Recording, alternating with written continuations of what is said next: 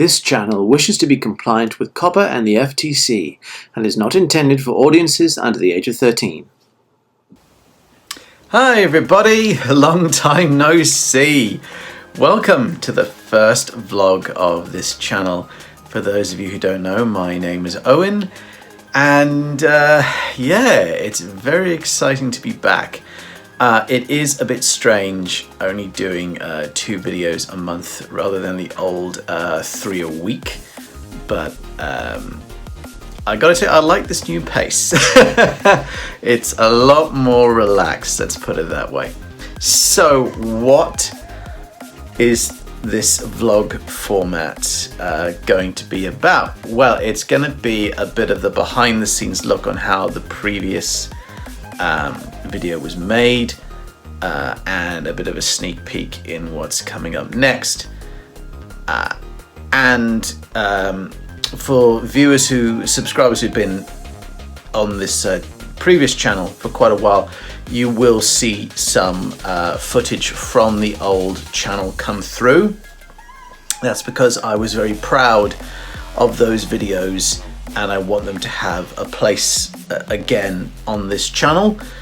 But I didn't want to interrupt the flow of the new animatics, so I think the character studies and the character design pieces, the vlogs are going to be a good vehicle for that. So if a character is introduced into the main animatic show, like Horatio Hoatzin, the pirate, for example, we can pull the old character design video from the archives and use it in this vlog to flesh out his character a bit more, whilst then in the main story that can continue uninterrupted. So that opening prologue, that was comprised of 70, that's 70 individual drawings, individual shots, and was comprised of both still images, as you can see, and also smears, like this shot that's going to be coming up on screen. And smears are basically used to help create the sense of motion.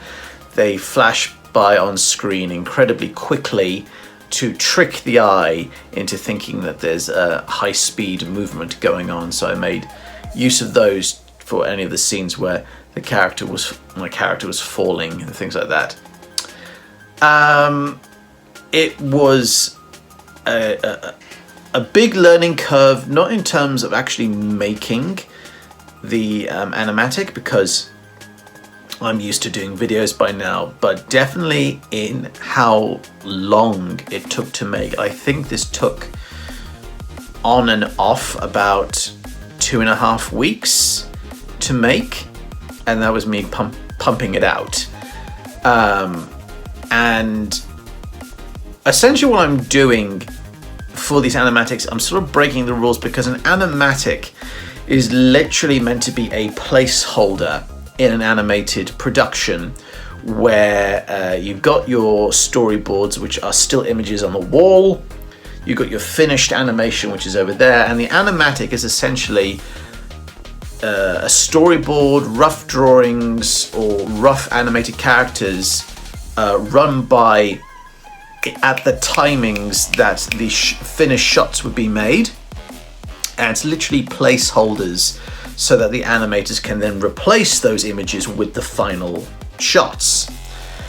And they're not meant to be fully rendered images. And so what I've done here is I'm trying to turn a vehicle that's meant to be used just for rough drawings, but using fully rendered cartoons, which looks really nice when it's presented, but I really underestimated how much work. I thought 70 drawings, that'll be fine. About 40 drawings in, I realized I bit off more than I could chew. but the finished product is worth it, because I like the fact that it is conveying the story for you guys, but it's far more manageable than trying to do a fully rendered animation, which would take months to do. just for one episode. So I think we've hit a sweet spot in terms of workload versus product. So for those of you who are new and weren't around for the last channel, I decided, as per the last channel, that this first vlog would be a good introduction as to who am I, who's the talking magpie, and who's the weird bird pirate.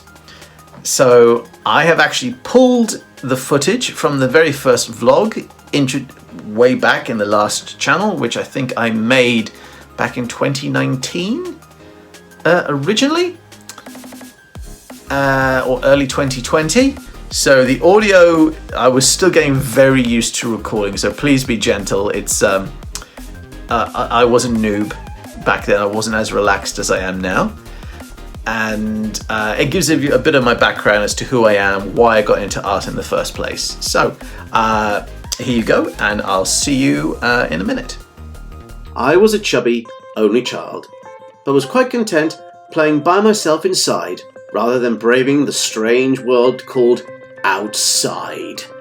I used to love rainy days as it meant I could sit in the living room or in my bedroom and draw. My parents didn't want to spoil me with too many toys growing up. Oh, don't get me wrong, they gave me just as much as everybody else, but let's just say I was rather keen on the kind of stuff I wanted.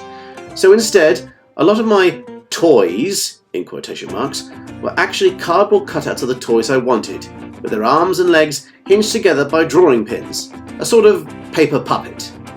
Now this all sounds very Oliver Twist, but I didn't mind.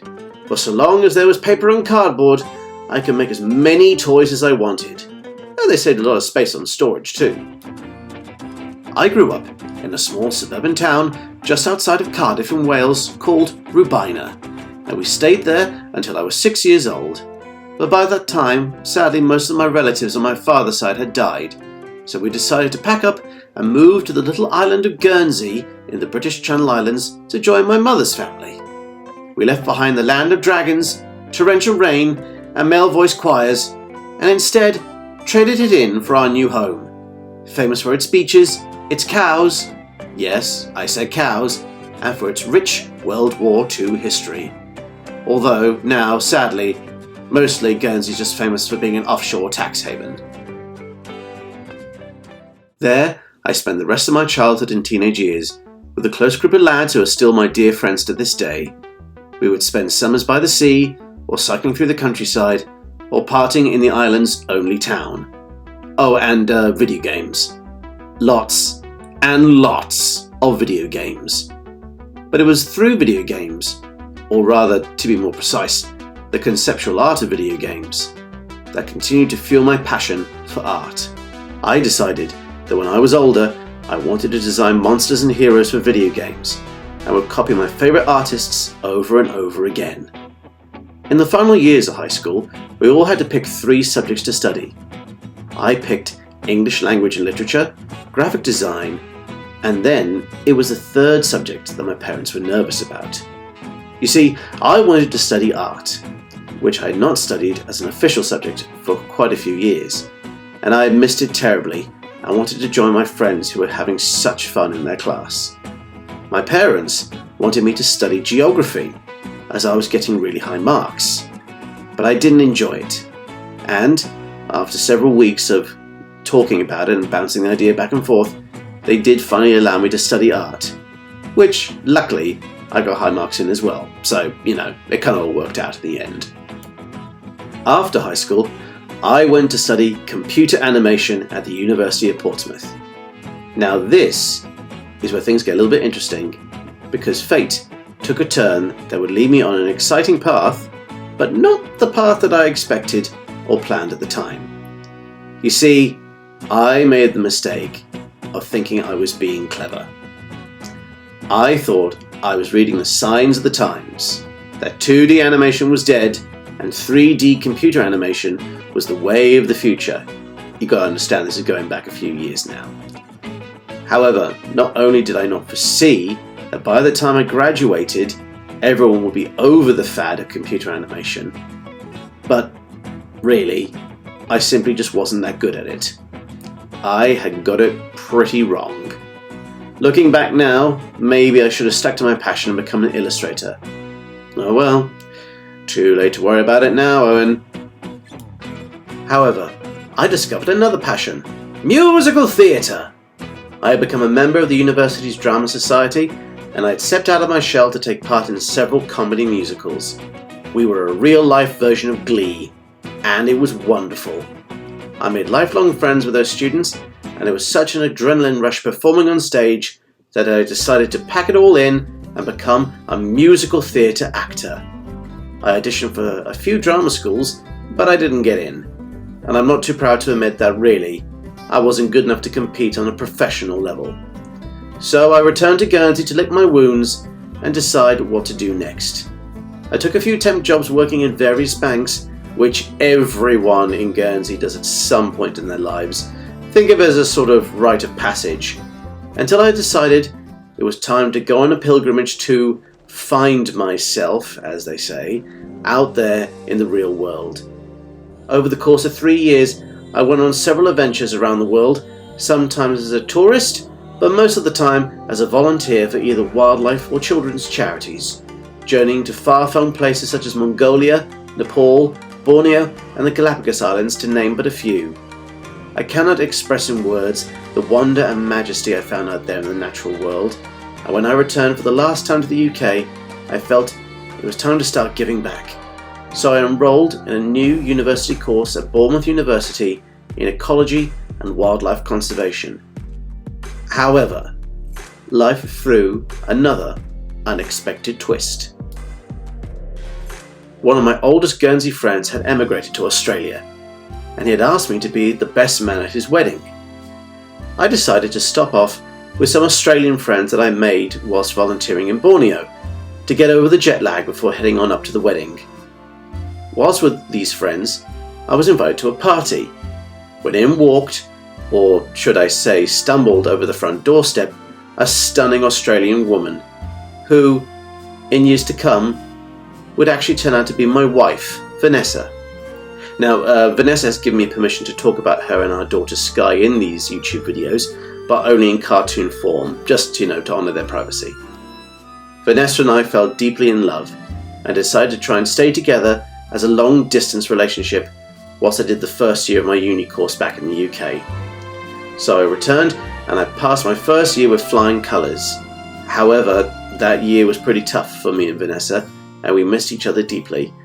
At the end of that year, we had to decide whether or not our relationship was going to continue. Much to my surprise, my family, friends, and even university professors all agreed that I should go after the girl, and so I packed up my bags for the final time and flew back to Australia to propose to Vanessa, and I've stayed here ever since. Several years later, our daughter Skye was born, but there were complications. You see, Skye was born disabled with a one-of-a-kind genetic condition that has no name even now. Unable to walk, talk, eat, or even sit up, we all fell into a deep depression how we were going to cope with these new challenges that faced us. To keep the bills paid and the lights on, I worked in many different jobs during my time in Australia, such as a receptionist for a smash repair garage, as a door-to-door advertising salesman for a local newspaper, and more recently, as an administrator for several different companies in the city. Vanessa herself worked hard to get the best medical therapy for Skye, and now, 4 years on, she's making wonderful progress, taking her first steps in her walking frame and enjoying eating meals and a little bit of food whenever she has the strength to do so. Only one thing remained left unchecked: my passion for art. So we fast forward now to just a year or so ago, where, although things were progressing really well, I'd fallen actually into depression because I just wasn't doing any kind of creative work that I wanted to do. No drawing, no theatre, no painting, anything like that. And I really missed it, and I just sunk into a bit of a funk. And then one day I turned on YouTube and came across a channel called Draw with Jazza. Now, any of you out there who are fans of the art community will know who Jazza is. And so once again, fate played its final card, and we come full circle. After watching several Draw with Jazza videos, and other YouTubers who I will actually give shout outs to over this series, I finally decided that this was where I wanted to be, merging my passion for entertainment and for art into my own YouTube channel. Okay, so that's a bit of a look as to who I am and why I originally started on YouTube in the first place. So now let's move on to our next regular character, Melvin the Magpie. Now, I can imagine a lot of you going, why is there a talking magpie in this story? That is because in real life, just outside my window, I have a regular visitor of a young magpie who comes and sits on my windowsill and peers in to see what I've been doing. And he started to suddenly appear when I was recording vlogs, and he'd be singing, and he became quite popular. So he became a co-host of the show right towards the end, and he even hosted one of the Q&A sessions, and it went down really, really well. People really enjoyed Melvin on the show, and as you can see, he definitely has his own opinions on how I run things. Our second question is, how do you get into design? I'm sorry. I will get to answer your question, I promise. But I just have to say, look at these windows. Look at them. They're blue and filthy. They're disgusting, Owen. I mean, honestly, it's like gorillas of the blooming mist. I can't see anything. Jeez. Get some Windex, man! Please note, this video is not sponsored by Windex. So, when I brought the show back, I wanted to decide what I was going to be keeping or what I was going to be changing. And because everybody loved Melvin, I was determined that he would come back, but in a capacity that I could have control over. And so I decided he would be my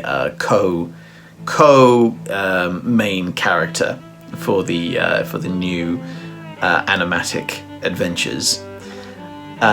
So we'll now move on to the final character that was introduced in the prologue, who is just going to be in this limited story. So myself and Melvin will be the recurring characters, and we'll meet a whole host of different ones as we jump from world to world.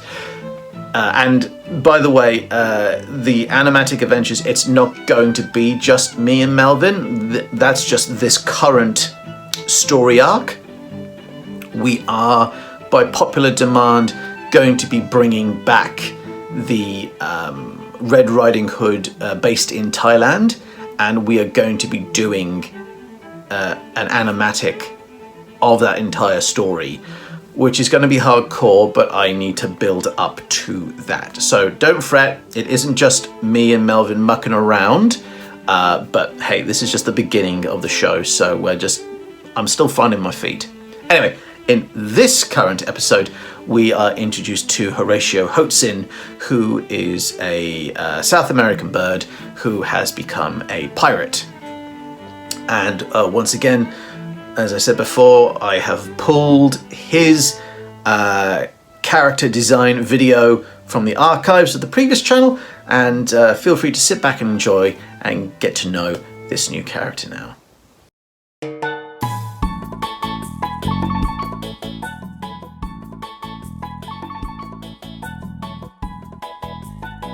Yar mateys, welcome back to the show. My name is Owen, and this be the tale of Horatio Hoatzin, the Brazilian bosun. And that's enough of the pirate voice. Hi everybody, welcome back. Okay, so back with another random character design session using the Jazza's Arty Games app. Yes, Jazza, there's another plug there for you.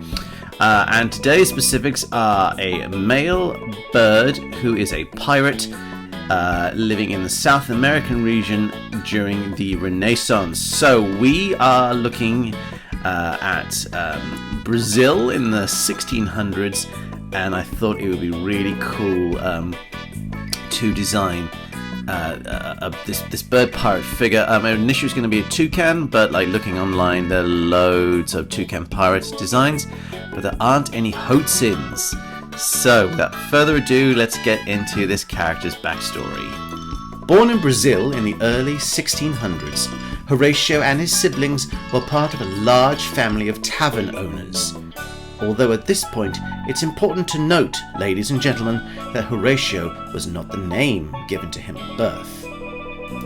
His large family had gathered together in a series of stick-like nest structures overhanging a body of stagnant, marshy water. They offered fermented fruit drinks to weary travellers who passed by, either returning sailors from their adventures in the Caribbean or fresh-faced virgin adventurers who were about to embark upon their respective voyages. Being an indigenous species to Brazil, Horatio's ancestors, years back, had first tried to rebel against the colonizing forces of the outside world, but fell from grace. When they knew they were fighting a losing battle, they sold out their neighbors and friends for a spot in the New World Order. Despised by the rest of his kind and by other native animals, and also ridiculed by the now established colonists, Horatio's family were outcasts, barely able to scrape by and live on a day-to-day basis. One day, after receiving a beating from his father for tripping and spilling a sailor's drinks, our young Hoatzin hero, or maybe anti-hero in this case, grabbed his few meagre belongings and flew off into the night. No more would he be a tavern lad. It was the life on the sea for him. He took the name Horatio after the customer whose drinks he spilt, as a reminder of this monumental choice to take his life in a new direction. He enlisted as a cabin boy upon the pirate ship the terrifying Toucan, and over the years of plunder and pillaging proved himself worthy of the rank of boatswain. And a boatswain is in charge of maintaining the ship and supervising the deck crew, and to be honest, I only just found this out recently. He executed his orders in a hoarse and croaky voice, which added to his menacing persona, and if anyone was to ask him a question, he would mostly answer either in a series of clicks of his tongue or hoarse whistles. Despite his fierce appearance, Horatio was in fact a vegetarian, living off a diet of leaves, flowers, and berries.